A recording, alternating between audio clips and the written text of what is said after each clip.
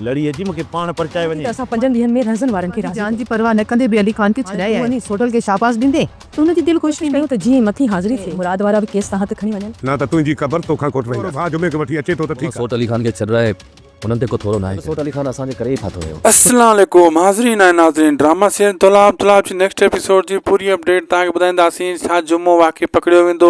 रहतन वारनि खां पहिरियां मौलू जा माण्हू जुमे खे खंभे खणी वेंदा या रहतन वारनि जे हथ जुमो ईंदो?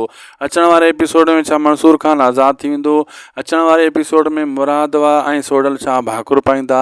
सॼी अपडेट्स ॾींदासीं हिन नंढड़े वीडियो में। इनखे आख़िर ताईं ॾिसंदा ऐं थी सघे दोस्तो असांजे हिन यूट्यूब चैनल खे शाद खुशविला खे सब्सक्राइब लाइक शेयर ज़रूरु कंदा, बेल आइकन खे बि हाल ते कंदा, सुठा कमेंट भी कंदा।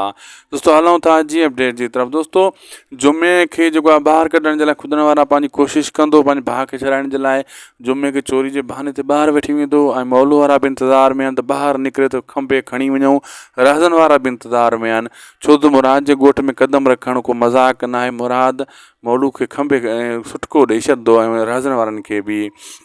जीअं ई उहो ॿाहिरि निकिरंदा या मौलू वारा खंभे खणी वेंदा या रहज़न वारा जुमे जो ख़ैरु न हूंदो ऐं मुराद जेको आहे पंहिंजे सोडल खे माफ़ु कंदो अली खान जे करे। मां पोइ किस्त में दोस्तो वाज़े करे तव्हांखे ॿुधायो 2-3 किस्तनि में अली खान खे सोडल ई छॾाईंदो ऐं हाणे जेको आहे सोडल खे जेको आहे मुराद माफ़ु कंदो ऐं भाकुर पाईंदो। उन सां गॾु उन खे चवंदो तूं उतां ते अची वञ, को मसइलो ई न आहे।